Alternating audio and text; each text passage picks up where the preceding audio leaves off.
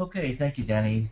This presentation is the culmination of many, many years of teaching photography and many years of critiquing photography. I have seen students submit all kinds of work, and I see the same kinds of problems over and over again. So I've distilled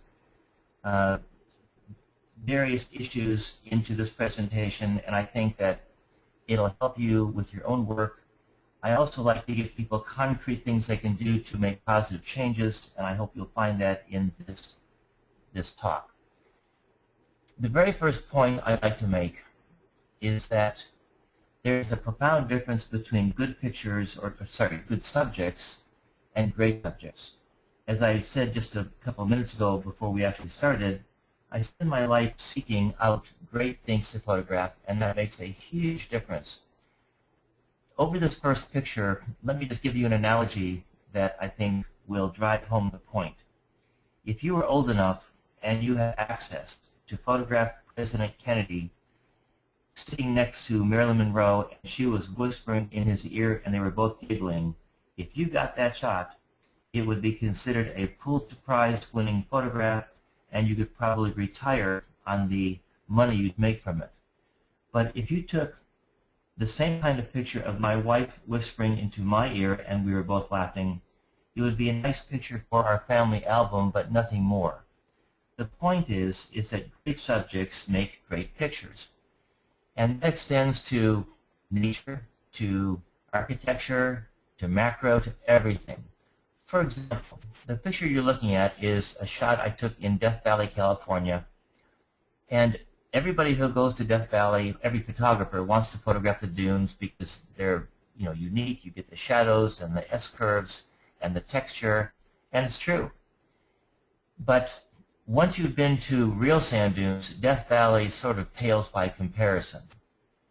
For example, this was taken in Namibia, and that's why I do a photography tour there, and that's why landscape photographers especially are so drawn to Namibia, because they have the largest sand dunes in the world. There's 1 million S-curves, and they're orange. So the difference between good and great makes a huge difference in your work. If you were standing right there next to me shooting this, you would have gotten the same picture. The difference is I put myself in that situation. Here's another example. This is a very nice shot of a poison dart frog. It happens to be actually one of the most poisonous animals in the world. It has enough toxin in its skin to kill 20 people. The background's nice, lighting is nice, it has good depth of field. But people will look at this picture and say, that's a really nice picture. But they look at this picture and say, that's awesome. And the difference is that this particular subject is quite unique, very colorful, and very compelling. So great subjects make a huge difference.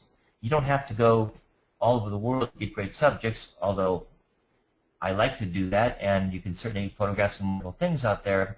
You can find great subjects in your backyard as well. But let me extend this analogy to butterflies, or in this case, it's a moth. I photographed this in India. Very nice moth. It's unique. The tails are really cool, and the lighting is soft and attractive. But again, just like with the frog, people will look at this picture and say, that's really nice, Jim. But they look at this picture and they say, that's phenomenal, because this is a neon blue butterfly, and that makes it exceptionally striking and very photogenic. Here's a very pretty church near Tucson, Arizona. Ansel Adams photographed it. All of the landscape photographers who traveled to the Southwest shoot this church. Very pretty subject. I like this picture a lot, but I consider it a good subject. Is it awesome? No. Is this subject awesome? To me it is. This is the Guggenheim Museum in Spain. In fact, last April, when I led a photography tour to Portugal and Spain, the people in my group were complaining a bit because it was a long drive out here. This was definitely out of the way.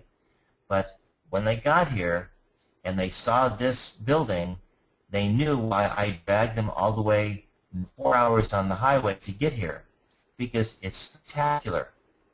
We photographed it at twilight, at sunrise. This is, when it was overcast. any way you cut it, it's just a stunning, stunning subject. Another example, this blue staircase I photographed in India.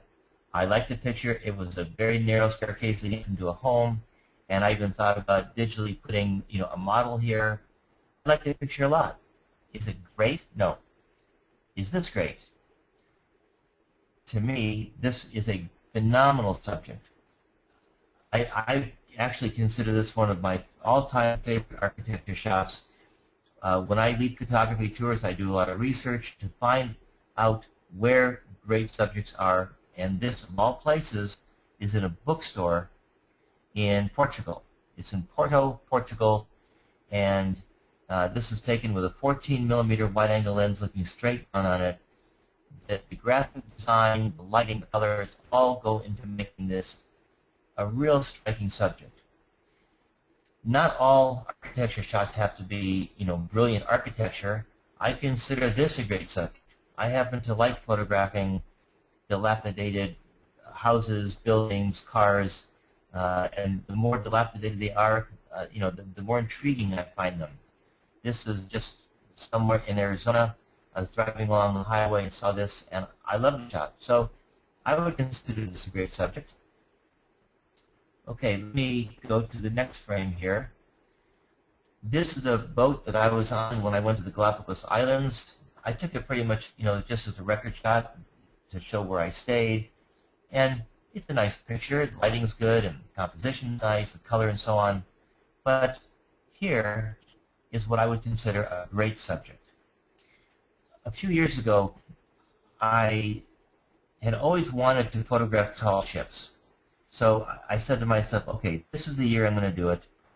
And I went online and I searched for tall ship get-togethers, so to speak. And I found out that there are many parade of ships, that's what they call it, parade of ships, at various Atlantic ports and also on the west coast of the U.S., also in other countries in the world. And so I got a schedule. Everything's online these days. And I realized that I did not want to photograph the ships from the shore. You can see the houses back here on the beach in the distance, because that would be too limiting. It wouldn't give me the kind of maneuverability to get the compositions I wanted. So I chartered a fishing boat, and I got a few friends together. We all shared expense, so for each person it was very small, like $50 or $60. And we had the boat for 2 hours during the parade of ships, and we were able to maneuver so we could go all around them. And it was just a great shoot because the subjects were great. A couple more examples. Landscapes. This was done in California. There's a field of flowers, and the lighting is pretty, and the graphic design of the tree is nice. But that's the point. It's nice. It's not spectacular. If you seek out spectacular subjects, it makes a huge impact on your photography. Compare it with this one. Sunset lighting. By the way, this is not enhanced. That's a straight shot. The sunset, this was in Namibia. The sunset was like blood red. It was incredible. And these are quiver trees. Very unique place. A very, very otherworldly type of landscape. So I think this makes a much better subject, and most people who see the two pictures compared will agree. Mountain ranges. Not all mountain ranges are created equally. This is a very pretty one in the state of Washington. In fact, I drove 3 hours from Seattle just to get up here, and the lighting is pretty, and it's a nice mountain. But the reason why people go on photography tours to Patagonia, the tip of Chile and Argentina, is to photograph these mountains, because these are graphic and bold, and they're so beautiful that even standing there you can't believe they're real. Here's another spectacular subject. This is Arizona again, right near Page. It's Horseshoe Bend. What makes this a great subject? The graphic design, the color, the texture, and the perspective. Look at this formation. Just outside of La Paz, Bolivia, which is 12,000 feet, this is about 13,500 feet. are these badlands, and they have these incredible formations, very graphic, and they make great subjects. One more example, people. I would consider this a good subject. These are attractive people. I actually hired them for a stock shoot for my stock photo agency. That's why there's so much room here at the top for potential advertising text. And the lighting is soft, you know, expressions are good. It's a nice portrait. But to me, this is much more engaging. The faces are exotic, the colors are beautiful, the relationship between the three dancers is really nice. They're really good friends. And I've always loved this picture from India. It's one of my all-time favorite shots of India because the subjects are so great. And similarly, carnival events, you know, portraits, soft light, all things being equal, these are incredible subjects. Okay, topic number 2, graphic design. To me, the bottom line to every great picture is graphic design. Number 2 is lighting. Lighting, of course, is critical. We all know that. But graphic design speaks to the shape of things.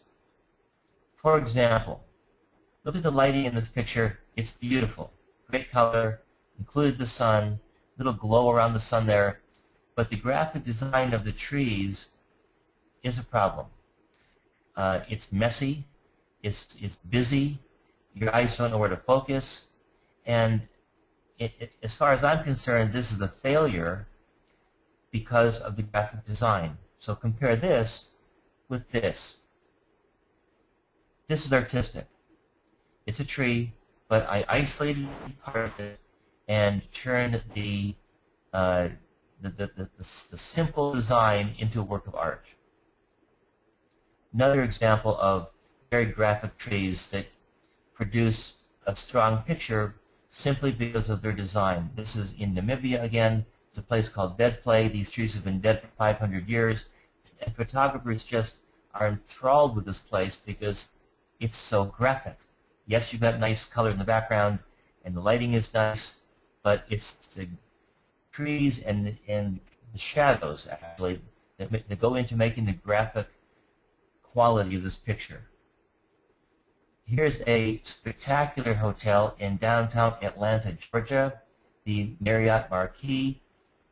I now choose the hotels to sleep in when I travel based upon their architecture and the view of the city they may offer. And this is from the lobby looking straight up. It's an unbelievable hotel, and if you're in Atlanta, I highly recommend photographing this place because it's anywhere you look at it, it makes great pictures. Look at the graphic design in this image. This is an anhinga drying its wings in Florida. The graphic design of the bird is great, but the branches are a mess. Obviously, I didn't have any choice, so I took the picture and compared this picture with this one. This has been enhanced or manipulated in Photoshop to make it perfect, but now you have the same kind of graphic bird, but now the tree is unobtrusive. It's not confusing or busy or messy. Big difference.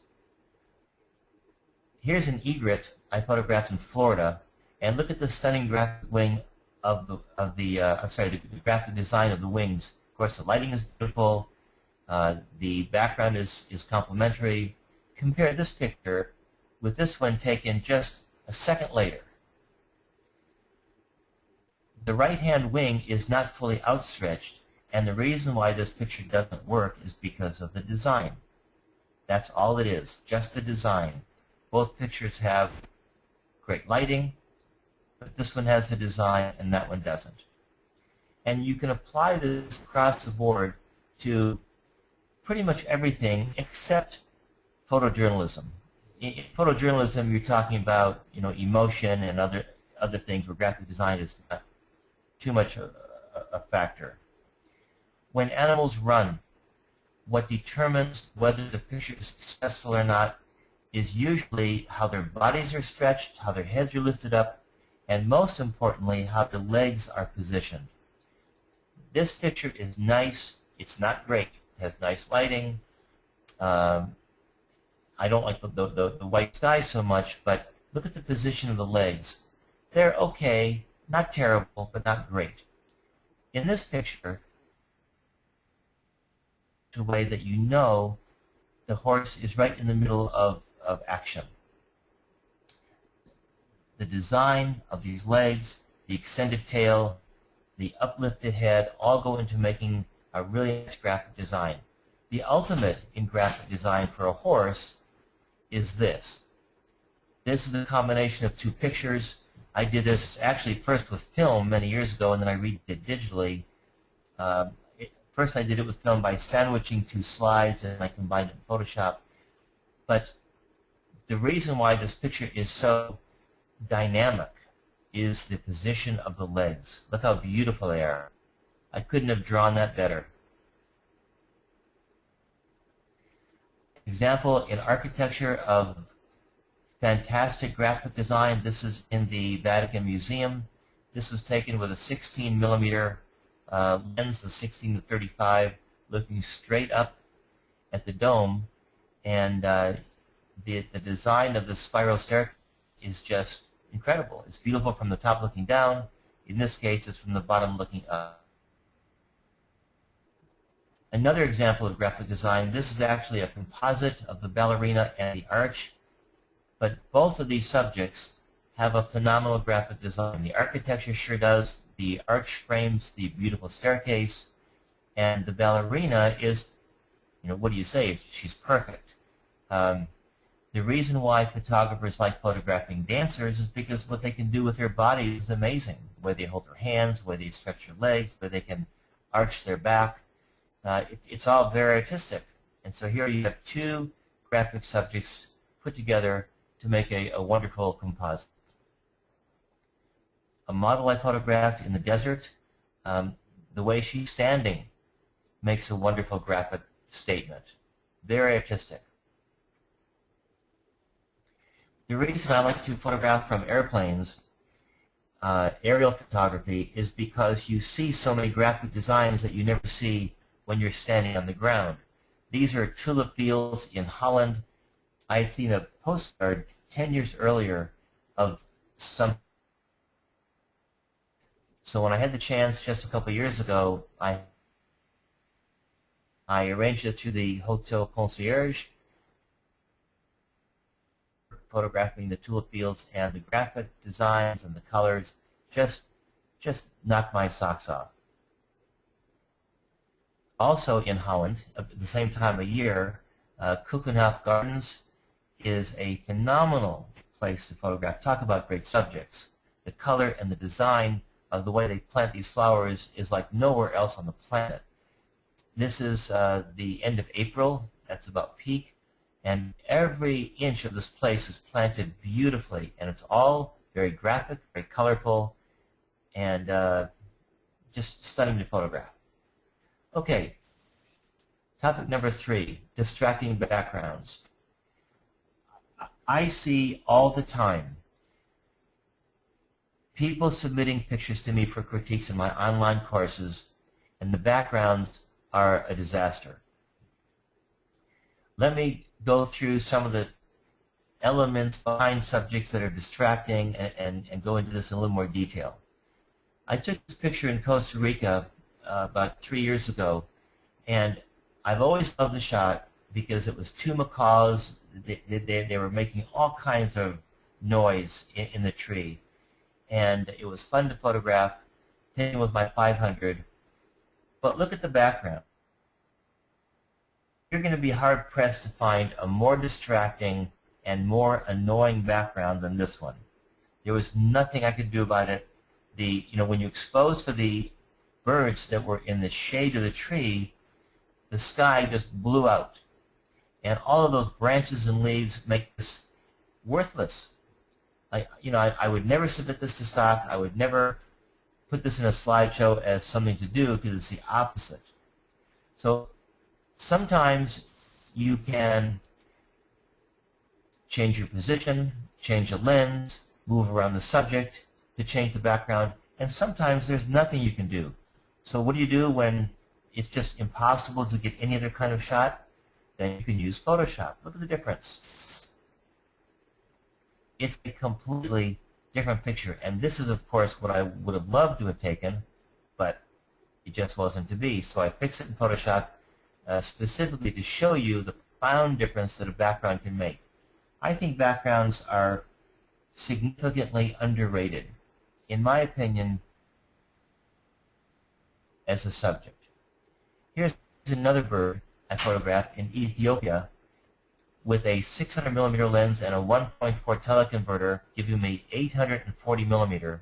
It's a Carmen bee eater. The bird was in shade and the background was sunny. So I exposed the bird and the background blew out completely. White backgrounds like this are often distracting. Not always. There's always exceptions in art, but I don't like this. I also don't like this out-of-focus branch because I think that's really distracting. So what I did was I took a picture of the same area in the shade, and I used that as a background. And now it's much, much better. Another example. Here is an 18th century carriage I photographed in the National Carriage Museum in Lisbon, Portugal. And I love the subject. It was a beautiful museum, and I like the pictures I got in the museum. However, there's a few problems with this picture in terms of consider fine art photography. Number one, of course, you've got the placard, you've got these ropes here, you have very bright highlights in the background, and they really pull your eye away from the subject. So I meticulously cut this out using the pen tool in Photoshop, and because it was an interior lighting on the carriage, I put it with a night or twilight background, and look at the difference. Look what a difference a background makes. It's night and day. So let me itemize for you 3 things that you have to watch for when you're photographing. Number 1, bright highlights. Bright highlights are almost always distracting. Like, for example, in this picture of the macaws. Look at the bright highlights. Very distracting. Look at the bright lights here. Very distracting. Number 2, graphic lines that are not part of the subject. An example of that, again, could be the macaws, because the graphic lines, the branches and the twigs are not part of the subject, and they're definitely distracting. Here is number 3, unattractive elements. There's all kinds of things in backgrounds that can be visually annoying. For example, look at this picture. You know, besides the fact that it was taken near noon and the lighting isn't ideal, you have a pole sticking up here, you have wires, there's a corral, and I'm not sure what this is, but I paid a lot of money to photograph this horse because my idea was to separate it from the background and use it as a component, but I never did that because I realized that with that tail, it was just there's no software that exists that will cut this tail out perfectly. You know, you can do a halfway decent job, but it just doesn't work. But the point is that all these background elements are just visually annoying. Here are a couple of nights that I photographed at a local Renaissance fair. Look at the background. Unwanted elements that really take away from the subject. So I fixed it in Photoshop by replacing the background entirely, but also notice there's a broken wooden lance they're holding. Notice that there's a sheen on the armor from a 3 o'clock afternoon sun. So I took away the sheen, replaced the broken wooden lance with a sword, and completely eliminated the background, and now it's amazing. Many, many years I had wanted to photograph medieval, but you know, that's a tall order. arrange the nights. There are reenactment groups there that you can contact. But how do you order fog when you need it? So I photographed this background in Italy one foggy morning, and I use that as the background. Here's another example of highlight. It's very distracting. This cobra in India, very, very distracting. I took the picture to separate the cobra, use it as a component, knowing, of course, that this was not good, but this is the kind of thing that ruins your pictures. Here's an example of a graphic line that is not part of the subject. That branch, terribly distracting. Compare this picture with the next one. This is a portrait I took in Peru, and this lady was obviously quite elderly, and I did not want to ask her to get up and move, and so I digitally took away these lines in the background, and what a difference. Makes all the difference in the world. Here's a picture that I had for many years. I took this about 1980 at the Temple of Heaven, and this shadow in the background is a graphic line that's not part of the subject, and it's really annoying. When I got Photoshop, I removed it, and now it's perfect. Many times you go to zoos or aviaries, and you're forced to photograph birds in less than ideal circumstances.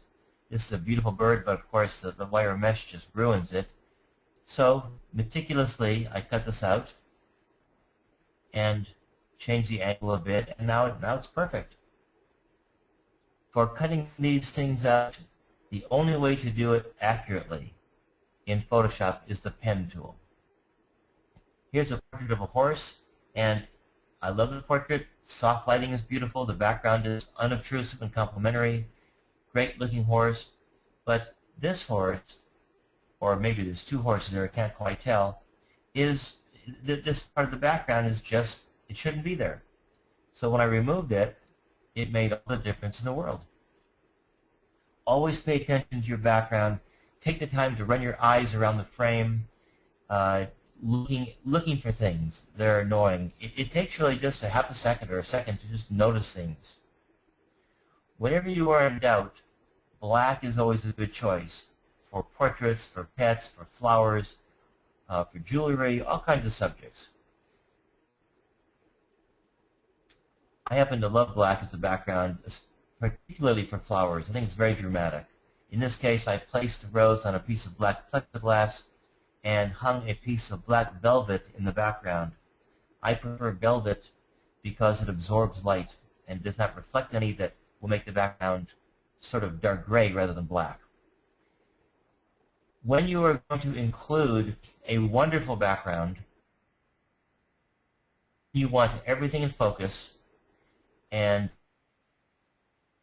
consider the background part of the subject. This is in Venice during my Carnival workshop there. I have permission to photograph in a 17th century palace. We bring models in there, and it's just an incredible thing. But so the background is really part of the subject, and it is here as well. This was in Indonesia, and the background is part of the subject. So in this case, you want complete depth of field. I posed the two Balinese dancers in a temple in Bali, again taking advantage of this beautiful background. So backgrounds, as I said before, are virtually as important as the subject. Next item, classic landscape technique. I learned this from David Munch, who is perhaps the all-time best landscape photographer. He's certainly the first great landscape photographer. And back in the 70s, I would look at his work and look at my work, and his was great, and mine wasn't. So I said to myself, what's he doing that I'm not? And he was doing two things. First, he was shooting at sunrise and sunset, or when it was overcast. And second, he was using this technique. What I call the classic landscape technique. I don't think he gives a name to it. And what it is it's a formula. Number one, you use a wide-angle lens. When I say wide, millimeter or wider, and the wider your lens is, the more dramatic the pictures will be. Number 2, you find a unique or compelling foreground. And number 3, you place the foreground very close to the camera position. When I say close, I mean typically 3 to 5 feet. Number 4, you use a small lens aperture, so you have complete depth of field. Is in focus. I typically use f/32. And number 5, you have to use a tripod. And the reason why you must use a tripod is because when you place the camera this close to the foreground, you have a depth of field issue. The depth of field will be shallow even at f/32. So if you focus right here, this may not be sharp. And so the tripod allows you to use the small lens aperture. You don't care about the shutter speed. It can be slow, and who cares because nothing is moving. But then the issue is, where do you focus? The answer is, well, some people will start quoting and defining the hyperfocal distance, but I have a much easier way to figure out where exactly to focus. In this case, this driftwood was just 2 feet from the camera. 14 millimeter lens seems disproportionately large. Is it distorted? Yes. Is the distortion artistic? In my opinion, it is. This did not look like what I saw, but it made an artistic statement. So in terms of where to focus your lens, let's, for nice round figures, say you're using a 24 millimeter lens. You divide that by 3, which is 8, and that's how many feet into the frame you focus. So 8 feet would be maybe right about here, and that's where you'd focus, and that will give you the most depth of field you can get with this lens aperture, this composition, and this lens. All of these pictures were done with the same formula. Foreground close, tripod, small aperture, and wide-angle lens. Here's a iron bicycle that's in front of my house, and I use the same technique with this. The background is some undeveloped lots in my subdivision. Here is a shot from Venice during Carnival. The color, the unusual color here comes from the application of some Nik filters in Nik Color Effects 4. But notice the wide-angle lens use and how huge this model seems in proportion to the background. I was about 2 feet away from her, so she is disproportionately large, but it makes a very compelling statement. I did replace the bland sky with some storm clouds, and as I said, I tweaked the color a bit. But this kind of dynamic perspective, this classic landscape technique, can be used with other things besides landscapes. Here's another example from Venice, taken from inside the gondola. In this case, I wasn't 2 feet away. I was maybe 6 feet away, 5 or 6 feet. But they, again, are disproportionately large, not as much as the previous picture, not as much as this, simply because I wasn't as close. The closer you get, the larger they seem to loom in the foreground. Here's a photograph at the infamous Auschwitz in Poland concentration camp. Somebody had left some flowers here in commemoration of victims who were murdered, and I got down on the railroad tracks, basically on my belly, and used the 14 millimeter, placing the flowers again maybe 2.5 or 3 feet away, and making them dominant compared to the rest of the frame. This is in Virginia, Mabry Mill on the Blue Ridge Parkway. The same idea, but in this case I use the split rail fence and the mill small in the background. f/32, this was taken with a 16 millimeter tripod. In Washington, D.C., I did the exact same thing with a large silhouetted tree. This was actually in a snowstorm, and the Washington Monument as the background element. So the real secret for this is to find an attractive foreground, and landscape photographers spend much of their time looking for great foregrounds. If you have trouble with composition, I think this technique will help you because it gives you something to focus on.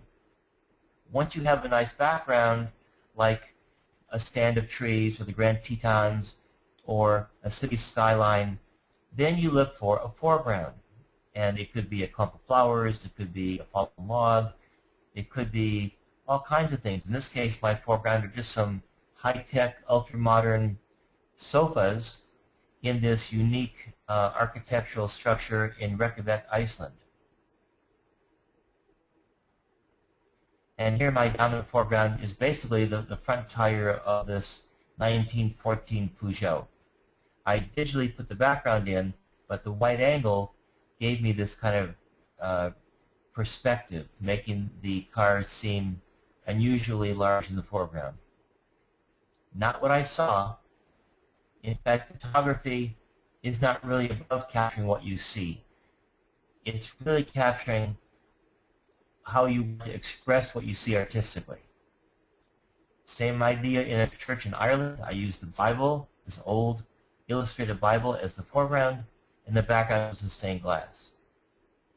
Over and over again, this technique has a tremendous amount of use. Out of focus foregrounds. I hate out of focus foregrounds in most cases. They are visually annoying, distracting, and they ruin the picture. Are there exceptions? Yes, and I'll show you a couple. But compare this picture with that picture. 1,000 times better. I don't know what's so good about out of focus anyway. In nature, especially in nature, we want to see this kind of incredible detail because that's what's so intriguing about it. If you blur everything, what's the point? A blurred background is okay because it directs all the attention on the subject. But blurred foregrounds are almost always bad. Another example, these out of focus things sticking up are just annoying. Not only are they out of focus, but they're too light compared to the rest of the subject, and your eye just keeps going to them and there's nothing to see there. Here, everything is sharp, much, much better. Compare this picture with the next one.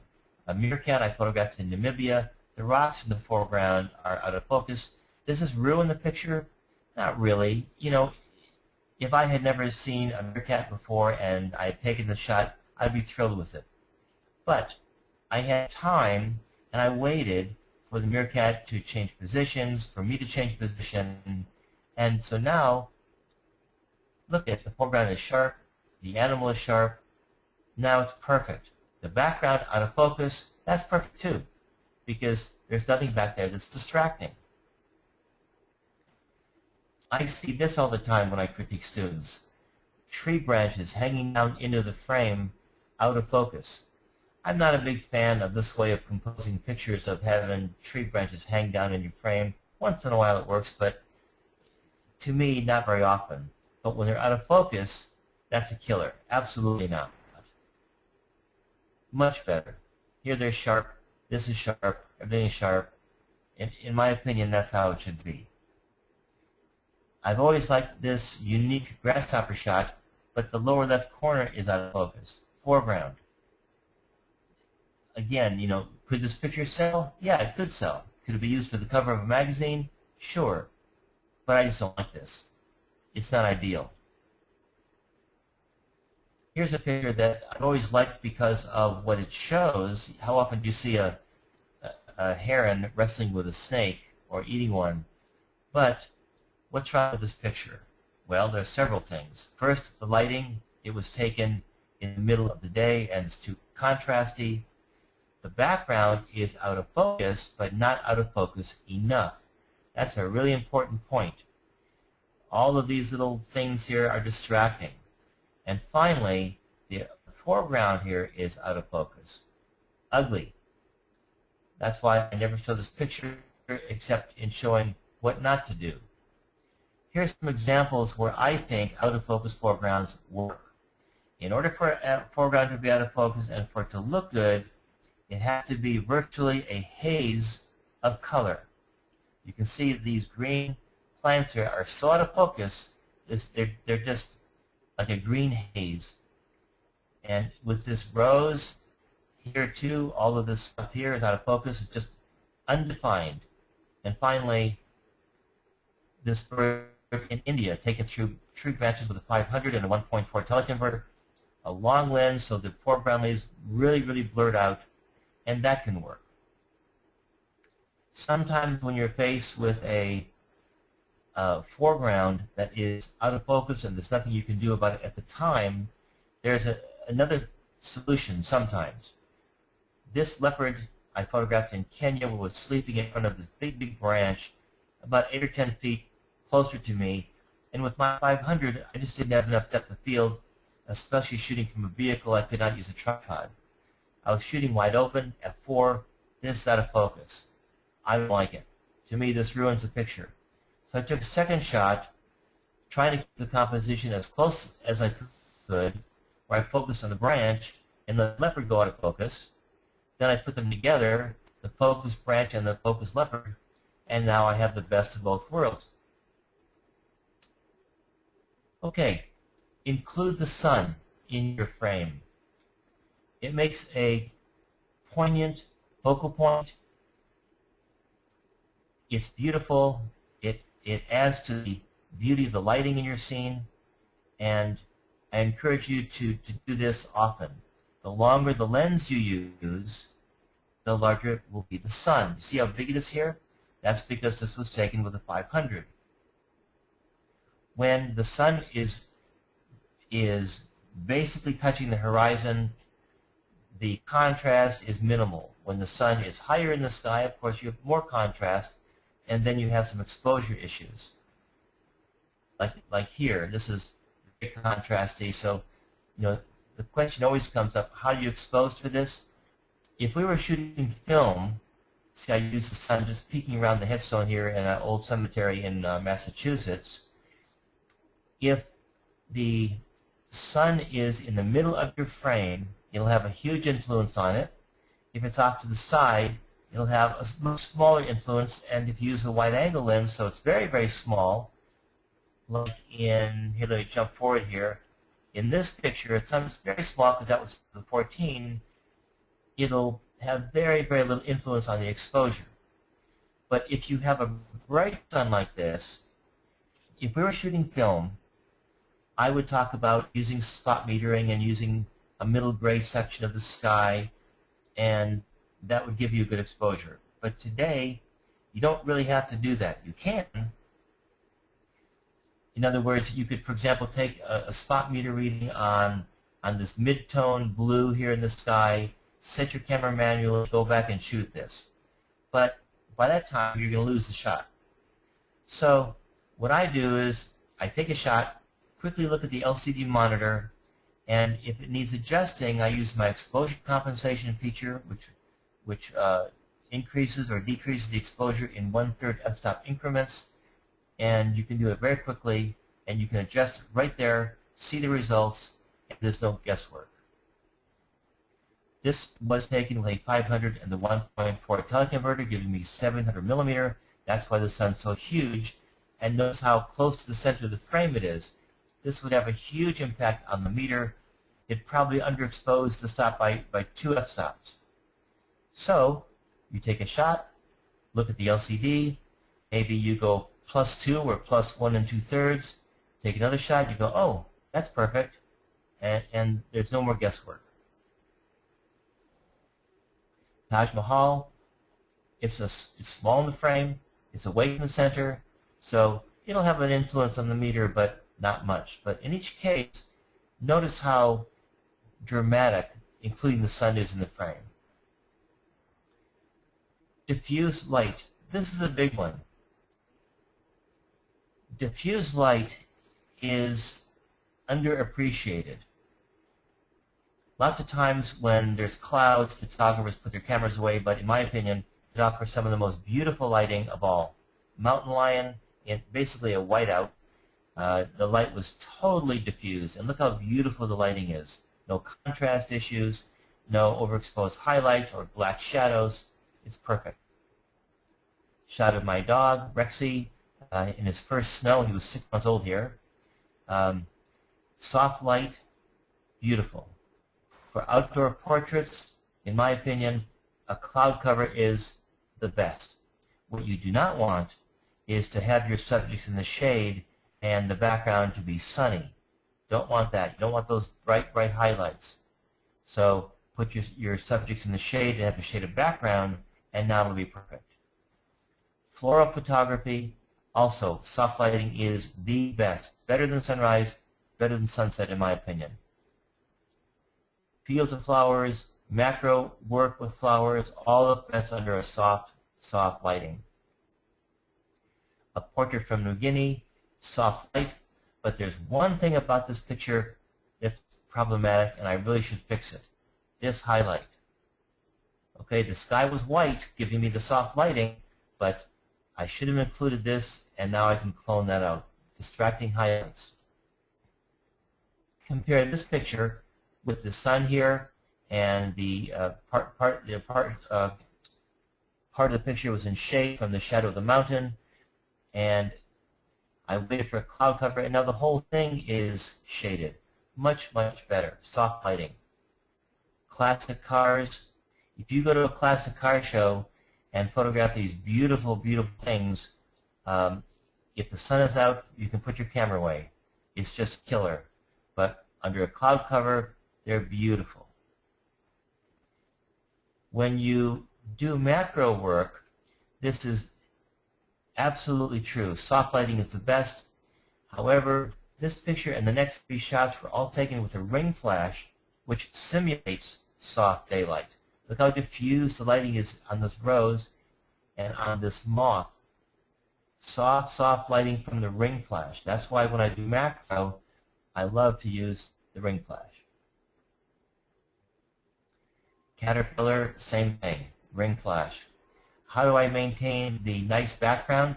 Because when you get very close to a subject and use the ring flash, the background tends to go black. So in the background, I made a 13 by 19 inch print of out of focus foliage. I held it behind the caterpillar, and the light from the ring flash illuminated not only the insect, but the background as well. Same thing, soft light. Okay, next item, Twilight. When you photograph cityscapes, villages, any kind of architecture, in my opinion, the best and most beautiful way to interpret them is at twilight, not dusk. Dusk is after the sun goes down. There's still some light in the sky.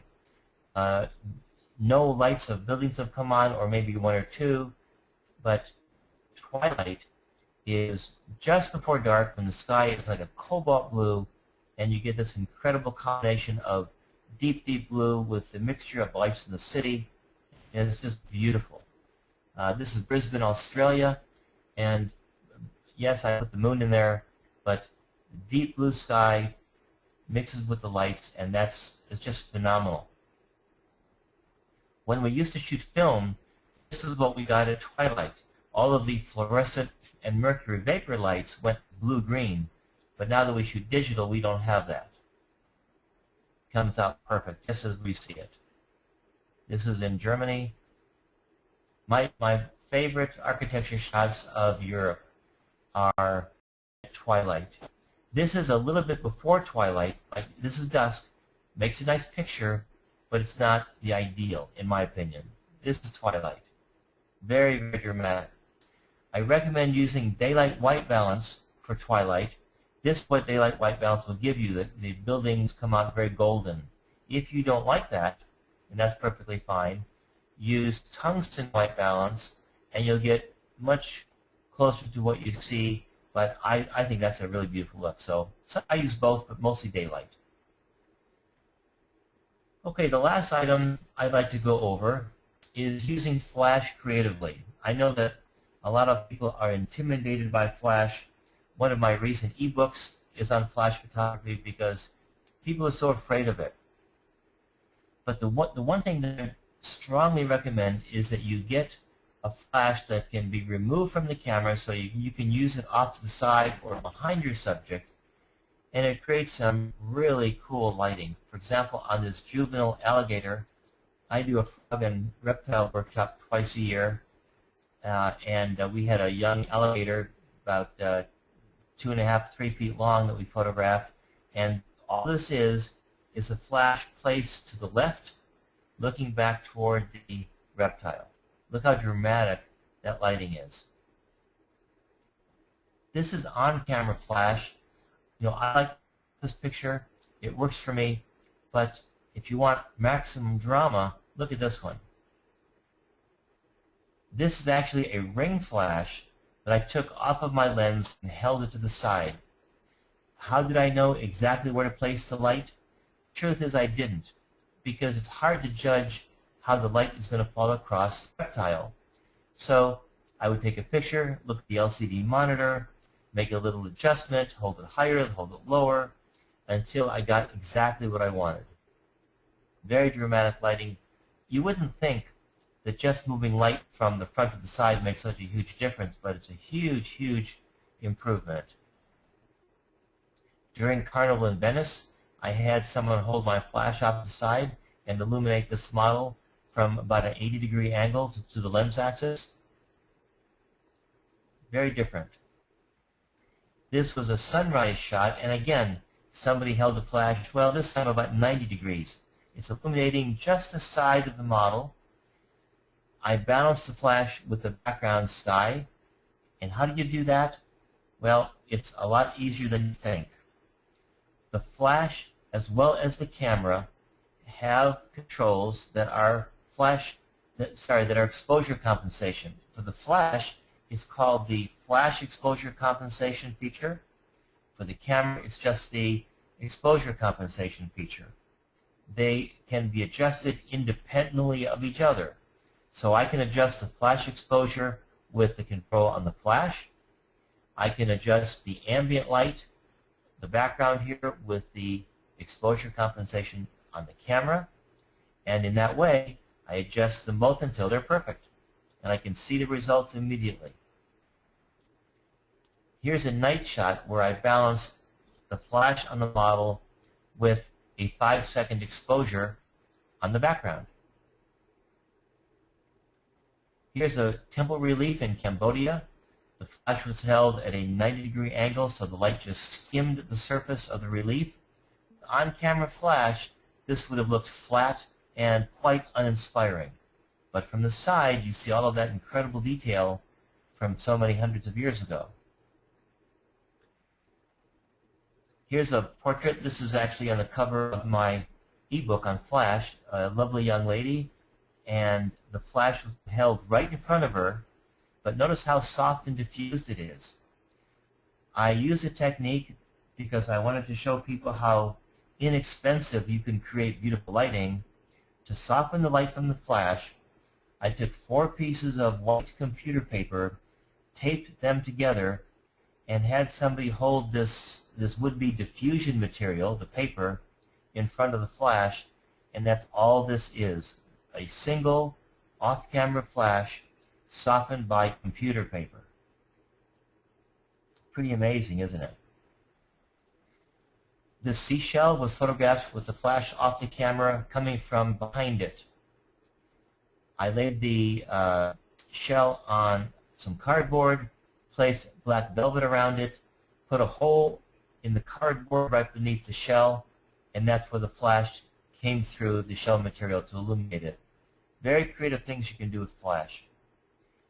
And the last picture in this presentation is a picture of smoke. This is smoke that came from a single stick of incense photographed against black velvet with an off-camera flash. That's why the lighting here looks so beautiful. So that's the end. Well, wow, that was quite a bit of information, Jim. Thank you so much for presenting today. We've gotten a lot of comments from everybody, thanking you, and I took plenty of notes myself, considering I am a weekend shooter as of right now. But I wanted to go ahead and ask everybody their feedback and questions if they had any questions. Some did come in earlier throughout the webinar, Jim, so let me go back and read off some of those questions to you. So the first question was, what camera do you shoot with? For the past 3 years or so, or 4 years, I've been using the Canon 5D Mark II, and now I have the 5D Mark III. Awesome. All right, and this was a question that got asked quite a bit, and you might have to scroll up a little bit. Real quickly, can you review the formula using that you went over with landscape photography? Yes. Here are the pictures. It's 4 things: wide-angle lens, and in my opinion, the wider the better. A small lens aperture, the smallest you have, a tripod, and you place the camera very close to the foreground, like 3 to 5 feet. And if there's a number 5, you have to make sure that the foreground is artistic, compelling, interesting, colorful, something worth looking at. That's the formula. Okay, awesome. And let me take a look at some of the other questions that just came in. So for everybody asking if they can watch the replay, if you caught in a little late, yes, we will have the replay online on our YouTube channel, which is youtube.com/photobiz. Jim, this question comes in from Angela. She says, if you have no choice but to shoot a subject in the sun, how could you proceed to get the best shot possible? What? I laugh because I'm asked that question often. And, you know, I'm hesitating because the truth is there's nothing you can do to make it look good. People use fill flash.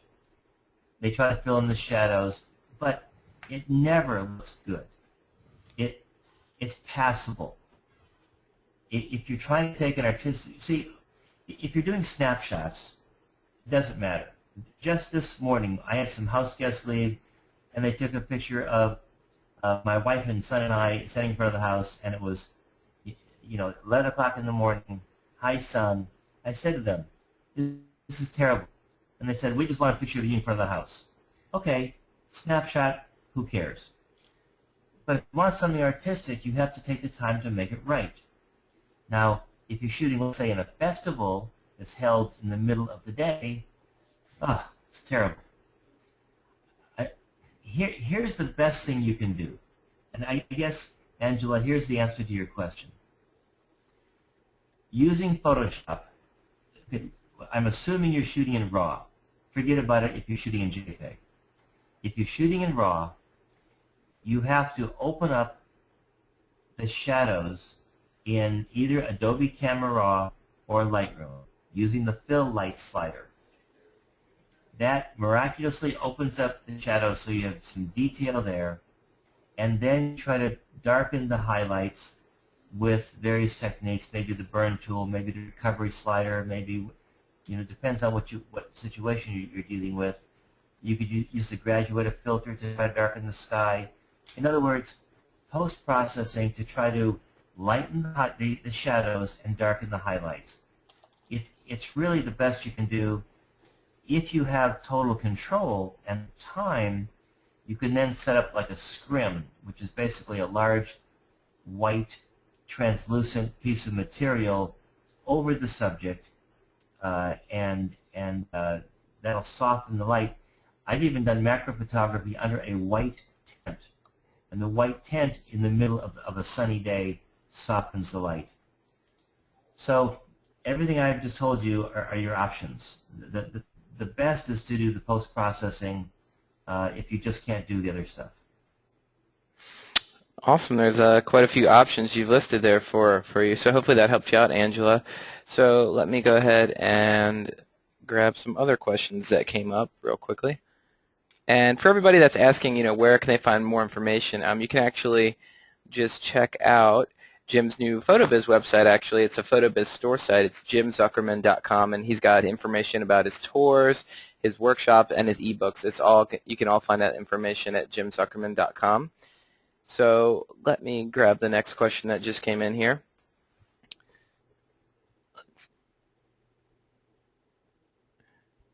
Oh, okay, and there's quite a few that keep coming in, moving around on the screen. Let's see here.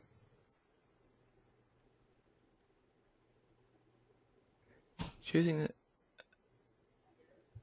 Okay, I think, Jim, if you want to go over the math part of the formula you mentioned on shooting foregrounds, yeah, that a couple people just mentioned. Can you go over just that math formula? Yeah. This has to do with where you focus, because it's hard if you want to get everything sharp and you're so close to the foreground. You realize that there's a depth of field issue there, so you want to focus at a point to maximize the depth of field. And the way you do it is you take the focal length of your lens, the example I gave before with a 24 millimeter, you divide that by 3, 8 millimeter, convert that to feet, and that's where you focus, 8 feet. So if you have, let's say, a 16 millimeter wide angle lens, you divide that by 3, which is 5 1/3. So you focus between.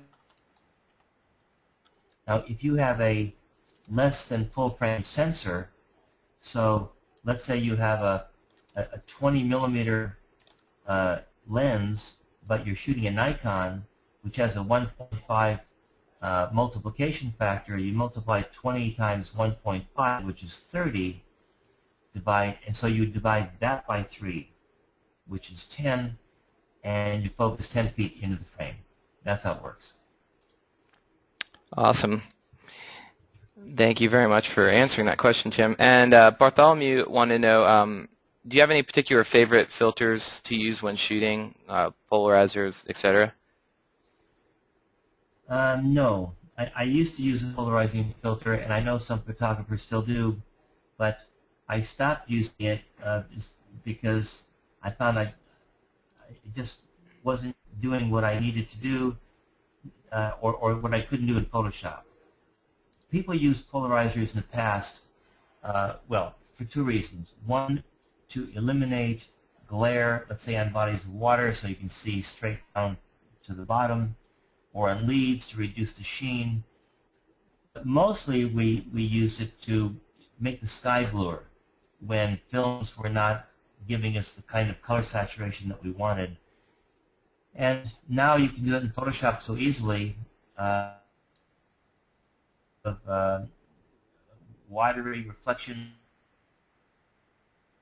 the sheen off the water. So I don't eliminate it.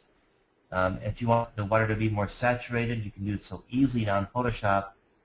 But I don't carry that. And all of the other filters that I used to use, like for diffusion and all the Koken filters to add color, all that stuff you can do in Photoshop now. So I don't use any filters anymore. Okay, cool. Fair enough. And another question just came in from Kimberly. How do you ensure the foreground is in focus along with the subject if using a shallow depth of field? Well, you can't. If you're using shallow depth of field, that's the opposite of what I was talking about. Shallow depth of field by definition means that you only have like a sliver of focus in your picture. Sometimes that works, but I would say in 90% of the time when people are using it, at least according to my sense of aesthetics, I don't like it because I don't like everything out of focus. If I want just a blur of color, I mean, it's to me it's like taking a can of paint and throwing it at a canvas and calling that art. In a photograph, if you throw everything out of focus, what's the point? And okay, so you have a water drop suspended on a little grass stem, that's sharp, and everything out of focus. Okay, that can work. But like if you have a butterfly, you're focused, let's say, on one segment of the wing or on an eye, and the rest of it's out of focus, I don't want to look at that. So if you use that technique, it has to be done very judiciously. Understandable. All right, and I'm going to grab just another question in here, and then what we'll do, we'll probably go ahead and wrap things up. So Elizabeth just wanted to know, what is your favorite lens to use in low light? And also just, this is kind of a question for me. Do you have one go-to lens that you would recommend that stays on your camera more than other ones, or do you think it's great to have a large variety and just get to know each one of them? Okay. First, what lens is good for wildlife? It's a tough question. Oh, I think if you said wildlife, I think she was wanting to know, or if I didn't come through, low lighting situations with low light. Oh, low lighting. I'm sorry. Well, for low light, you want the largest lens aperture possible. And so, if you're, it depends what you're shooting. If you're shooting, for example, a high school basketball game, you're going to have a medium telephoto. So in that case, a lens like the 70-200 f2.8 would be ideal. The 2.8 is a very large lens aperture, and it'll allow you to use a faster shutter speed. So, if you want a larger opening than that, for example, when I was in Namibia recently, I took a picture of stars with a 50mm 1.4 because the night sky is very dark, and I did not want star trails, so that means you had to leave the lens aperture open all the way and minimize the length of the exposure because the Earth turns and I didn't want streaks. So basically, in a low light situation, you want the largest lens aperture you can afford. In terms of having, a favorite lens, I would say I have two favorite lenses. One is my 14mm. Nikon has the 14-24, and if I shot Nikon, that would be at the top of my list for favorite lenses because it's so incredible. Canon has the 14 fixed, and I use that all the time. You've seen many pictures in this presentation with it because it provides maximum drama. Before that, I had the 16-35, but I wanted it to be even wider, so my favorite now is the 14. And the other favorite lens, sort of tied for first, would be my 70-200 because it's great for portraits. It's great for animals if they're fairly close. It's good for landscapes, architecture. I use it all the time. If there was a third lens, which really goes back to, shouldn't you have a bunch of lenses, and you should. The 24-105 lens is very, very versatile. I find myself using that quite a bit. I use that one, 24-105, for 90% of my shooting in Venice because it's just so vertical. I can go wide to medium telephoto very quickly. It's not heavy. And so I think those three lenses, the 14, the 24-105, and the 70-200. And then for wildlife and birds, it's a hard question to answer because those lenses get so expensive. And with the devaluation of the American dollar, they get even more expensive. For example, my 500, I have the original 500 f4. I paid $5,400 for it, and now it's like $6,500. So, and the new one, the 500 f4 number 2, I think that's like close to $10,000. So they're just enormously expensive. But what you're paying for is the maximum aperture. However, with the new breed of camera that can go very high ISO with no noise, like the 5D Mark III, that enables you to spend less money on some of these super telephotos. So, for example, Sigma has a 150-500, much less money. And with the ability to raise your ISO, you don't need f4. You can get away with 5.6 or 4.5 or even 6.3 because 3200 ISO is like what 400 used to be. So I just want to throw that in because telephoto lenses is such a hard topic to talk about because I hate, telling people how much they cost. Well, that's definitely understandable. And guys, since we are just about out of time, I will go ahead and wrap things up here. So I wanted to thank everybody for joining us today, and thank you personally, Jim, for making such an incredible presentation. You obviously have some gorgeous, amazing photography. It was an absolute pleasure to have you on the program and to check out all of your work. So what I'm going to do real quickly is just show you guys on my screen Jim's new website, so you can check that out. And if you guys have any questions or want to check out his new PhotoBiz site, you can just check that out at jimzuckerman.com. And here is his new website. And I heard some people inside of the chat kind of had some questions about the workshops that you offer and your tours as well, so they can just navigate over to your website and check that out as well. And if you guys do have any questions that come up that weren't answered, please feel free to send them over to me, and I will do my best to answer them or forward them over to you. Also, please check out our YouTube channel whenever this recording's online. We should have it online within about 24 to 48 hours from now, and you can just check that out at youtube.com/photobiz and click on webinars here. So with that being said, I'm going to go ahead and wrap everything up. So guys, have a great afternoon. Jim, thank you so much again for joining us. You're welcome. Thanks for having me. Well, absolutely, and I hope that we can have you on in the future. So guys, if you enjoyed the show today, please leave us some feedback. It'd be my pleasure, and just let people know that I publish a free monthly newsletter that I talk about photography and Photoshop, and you're welcome to sign up for it. Yeah, so you guys can check that out as well. So I know that everyone in here wants to get more information. Just head over to the website and check it out. Enjoy the photography while you're there, and you can sign up for the newsletter. So we're going to go ahead and wrap everything up. I hope you guys all have a great day. Thank you, Jim. Thank you.